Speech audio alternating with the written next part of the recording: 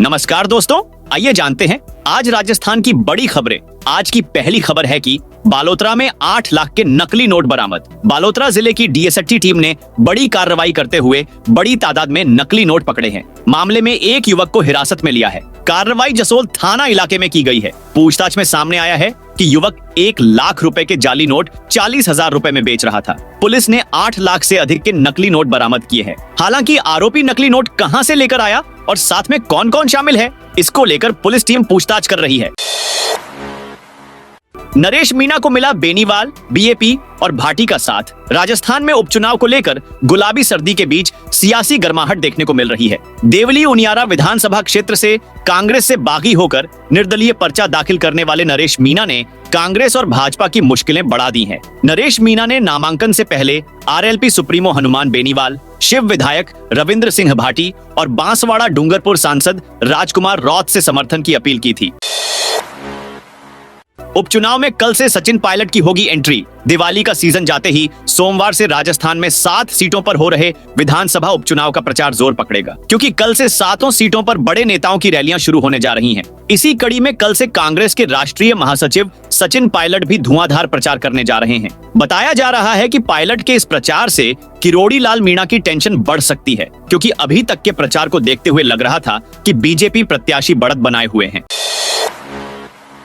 Rajasthan board में bonus को लेकर शिक्षा मंत्री को शिकायत। राजस्थान माध्यमिक शिक्षा बोर्ड में दीपावली के अवसर पर हर साल कार्मिकों को दी जाने वाली राशि को लेकर सवाल खड़े हो गए हैं। अखिल राजस्थान विद्यालय शिक्षक संघ अरस्तु ने इसे लूट करार देते हुए शिक्षा मंत्री को शिकायत की है। बता दें कि इस साल बोर्ड कार्मिकों को यह राशि 35,000 दी गई है।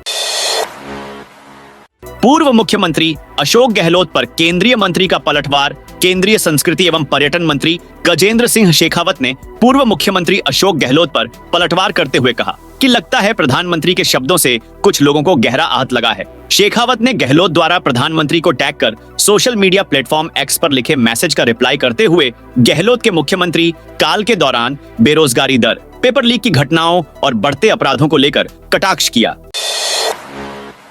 गंभीर घायलों को अस्पताल पहुंचाने वालों को मिले 10,000। मुख्यमंत्री भजन लाल शर्मा के निर्देशन में राज्य सरकार की बजट घोषणा वर्ष 2024 से 25 की अनुपालना में लागू। मुख्यमंत्री आयुष्मान जीवन रक्षा योजना के तहत जिला हनुमानगढ़ में घायलों को अस्पताल पहुंचाने वाले 15 भले व्यक्तियों गुड सैमरिटन को 1,25,000 रुपए प्रोत्साहन राशि दी गई है। यह राशि उनके बैंक अकाउंट में ट्रांसफर करवा दी गई है। राज्य सरकार की तरफ से गंभीर घायलों को अस्पताल पहुंचाने वाले को 10,000 एवं सामान्य घायलों को अस्पताल पहुंचाने वाले गुड सैमरिटन को 5,000 रुपए प्रोत्साहन राशि के रूप में दी जा रही है।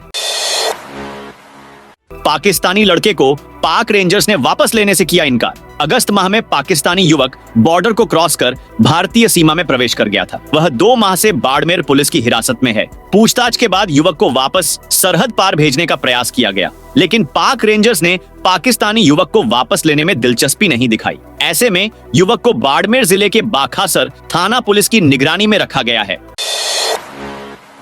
राजस्थान में कांग्रेस सरकार की योजनाएं बंद करने पर भड़के अशोक गहलोत। पीएम मोदी को लिखा पत्र। राजस्थान में बीजेपी के सत्ता में आने के बाद से अब तक भजन लाल सरकार ने गहलोत राज की कई योजनाओं को बंद कर दिया है और कई योजनाएं के नाम बदल दिए हैं। बीजेपी सरकार के इन फैसलों से पूर्व सीएम अशोक गहलोत काफी नाराज है। गहलोत ने बीजेपी सरकार पर कांग्रेस राज की योजनाओं को कमजोर करने का आरोप लगाया है। साथ ही केंद्र सरकार पर जनता से वादा खिलाफी का आरोप लगाया है। इसके लिए गहलोत ने प्रधानमंत्री नरेंद्र मोदी को पत्र भी लिखा है। चांदी 3 दिन में 4,400 टूटी। दीपावली का पर्व जाने के बाद सोने और चांदी की कीमत में गिरावट का सिलसिला शुरू हो गया है। बीते 3 दिनों में स्टैंडर्ड सोने की कीमत में जहां 1,200 रुपए की कमी आई है, वहीं चांदी प्रति किलो की कीमत में 4,400 की गिरावट आई है। इसके बाद 10 ग्राम सोने की कीमत घटकर 80,800 रुपए, जबकि 1 किलो चांदी की कीमत 97,000 रुपए पर पहुंच गई है। अक्टूबर में गर्मी ने तोड़ा रिकॉर्ड। भारत में इस साल का अक्टूबर महीना पिछले 123 साल का सबसे गर्म रहा। नवंबर की शुरुआत भी अपेक्षाकृत गर्म है। वहीं राजस्थान के अधिकतम शहरों में दिन का तापमान 38 डिग्री तक दर्ज किया जा रहा है। शनिवार को जैसलमेर में सर्वाधिक तापमान 38.2 डिग्री दर्ज किया गया। इसके अलावा बाड़मेर में 38 डिग्री तापमान दर्ज हुआ। इसके अलावा सभी शहरों में 35 डिग्री और इससे अधिक दर्ज किया गया है। राजधानी जयपुर में अधिकतम 35 डिग्री तक दर्ज किया गया। प्रोत्साहन राशि के लिए 31 जनवरी तक आवेदन। अब प्रदेश की बालिकाओं को शिक्षा में और ज्यादा जोड़ने के लिए सरकार विशेष तौर से कृषि संकाय में प्रवेश लेने पर छात्राओं को प्रोत्साहन स्वरूप राशि मिलेगी। कृषि विषय में अध्ययन करने वाली छात्राओं की प्रोत्साहन राशि बढ़ाई गई है। 12वीं की छात्रा को अब 15,000 रुपए मिलेंगे। कृषि आयुक्तालय की ओर से आदेश जारी कर दिए गए हैं।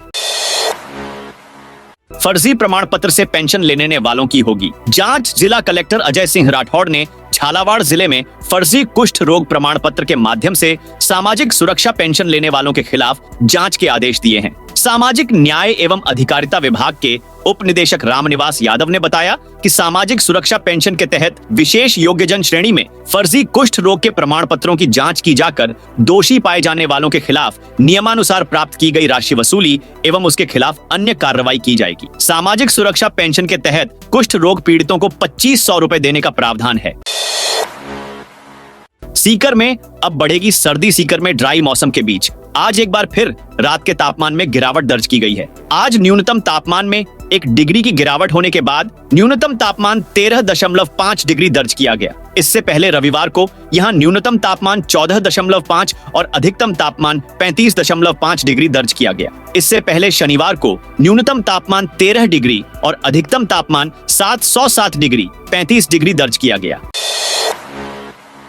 रेलवे भर्ती बोर्ड आरआरबी की ओर से आयोजित की जाने वाली भर्ती परीक्षाओं का फुल टाइम शेड्यूल जारी शेड्यूल घोषित कर दिया गया है। इसमें ALP, RPF, SI, technician, JE व अन्य परीक्षाओं का कार्यक्रम जारी किया गया है। परीक्षाएं इसी माह से शुरू होंगी। रेलवे भर्ती बोर्ड के अनुसार इन परीक्षा तिथियों के अनुसार सफल रहे आवेदकों को परीक्षा से 10 दिन पहले परीक्षा केंद्र के शहर व तिथि व शिफ्ट की जानकारी दे दी जाएगी। साथ ही पात्र अभ्यर्थियों को यात्रा पास जारी कर दिए जाएंगे। परीक्षा से 4 दिन पहले ई कॉल लेटर जारी किया जाएगा।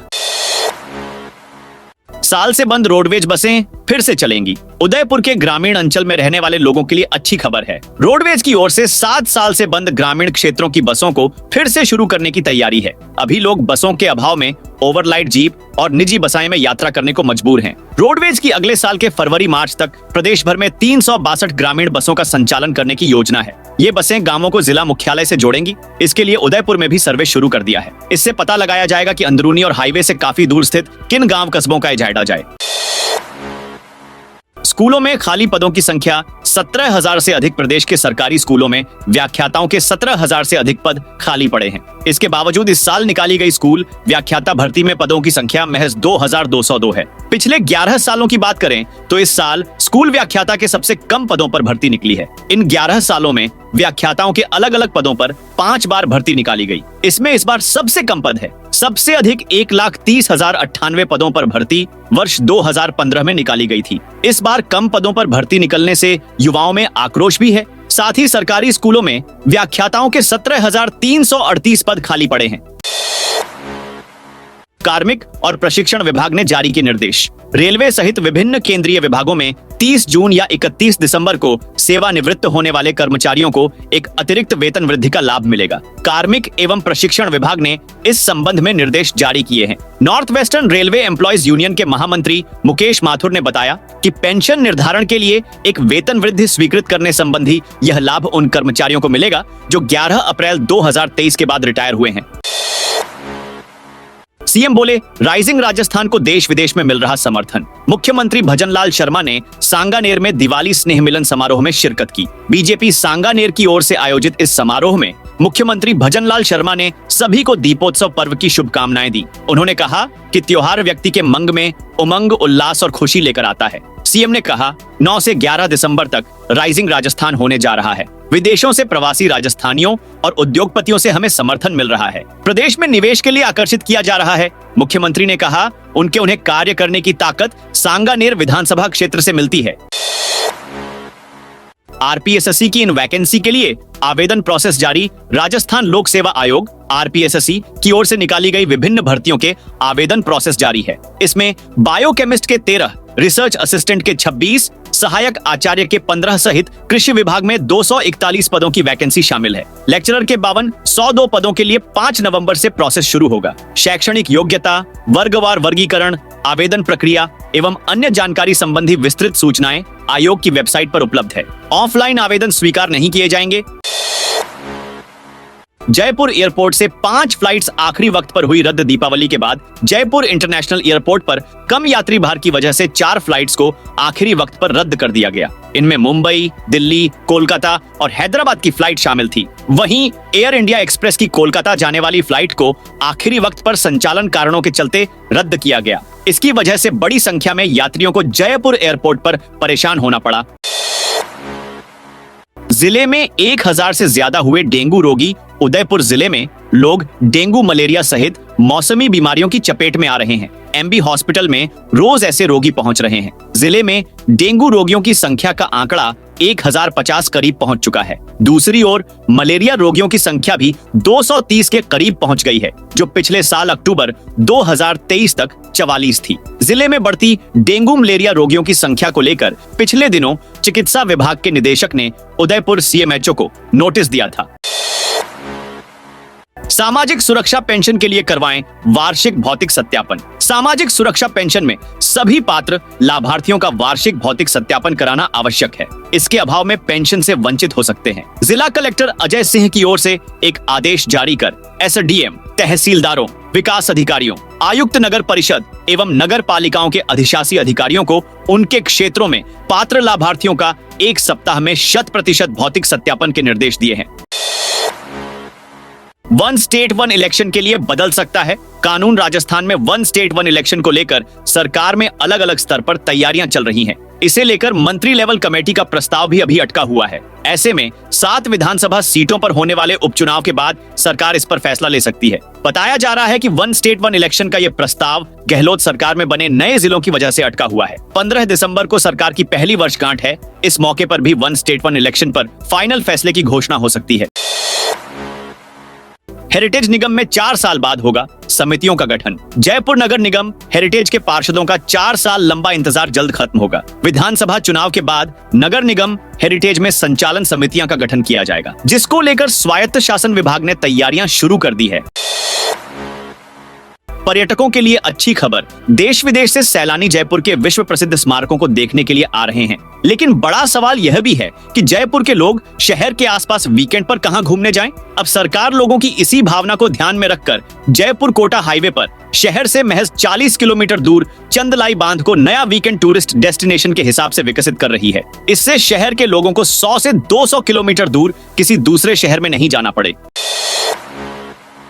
राजस्थान से आज चल रही ये 25 फेस्टिवल स्पेशल ट्रेन रेलवे की ओर से आज 25 त्योहार स्पेशल ट्रेन संचालित हो रही है। इससे यात्रियों को बड़ी राहत मिलेगी। रेलवे अधिकारियों के अनुसार अजमेर मऊ स्पेशल ट्रेन, भगत की कोठी कोयम्बटूर, श्री गंगानगर गुवाहाटी, जयपुर हैदराबाद समेत 25 ट्रेन संचालित हो रही है। इन विशेष ट्रेनों का संचालन यात्रियों को बिना किसी परेशानी के अपने गंतव्य तक पहुंचाने के लिए किया जा रहा है।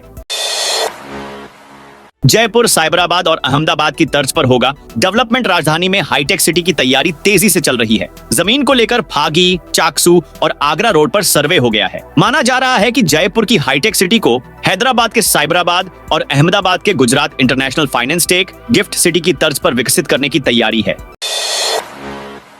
से बढ़ेगा रोडवेज का यात्री भार। अतिरिक्त बसें तैयार। 5 दिवसीय दीपोत्सव के समापन के साथ ही लोगों का अपने कार्यस्थलों पर लौटने का सिलसिला रविवार से शुरू हो जाएगा। रविवार को भाई दूज की पूर्व संध्या पर शनिवार से ही बस स्टैंड पर यात्रियों की भीड़ बड़ी नजर आई। रविवार को यात्री भार बढ़ने की उम्मीद है। रोडवेज प्रबंधन ने भी अतिरिक्त बसों का इंतजाम किया है। सरकार की तरफ से मिलेगी फ्री में इलेक्ट्रिक पावर व्हील चेयर। 7 नवंबर अंतिम तिथि। राजस्थान सरकार की लोक कल्याणकारी योजनाएं दिव्यांगजनों के जीवन को बेहतर एवं आसान बनाने में मददगार साबित हो रही हैं। इसी कड़ी में निःशुल्क इलेक्ट्रिक पावर व्हील चेयर के लिए पात्र विशेष योग्यजन आवेदक अब 7 नवंबर तक आवेदन प्रस्तुत कर सकेंगे। जयपुर जिले में आवासीय मांसपेशीय दुर्विकास से ग्रसित विशिष्ट विकलांगता पीला अथवा नीला दिव्यांग प्रमाण पत्र धारक दिव्यांगजनों को निःशुल्क इलेक्ट्रिक पावर व्हील चेयर उपलब्ध करवाने के लिए 7 नवंबर तक आवेदन पत्र आमंत्रित किए हैं।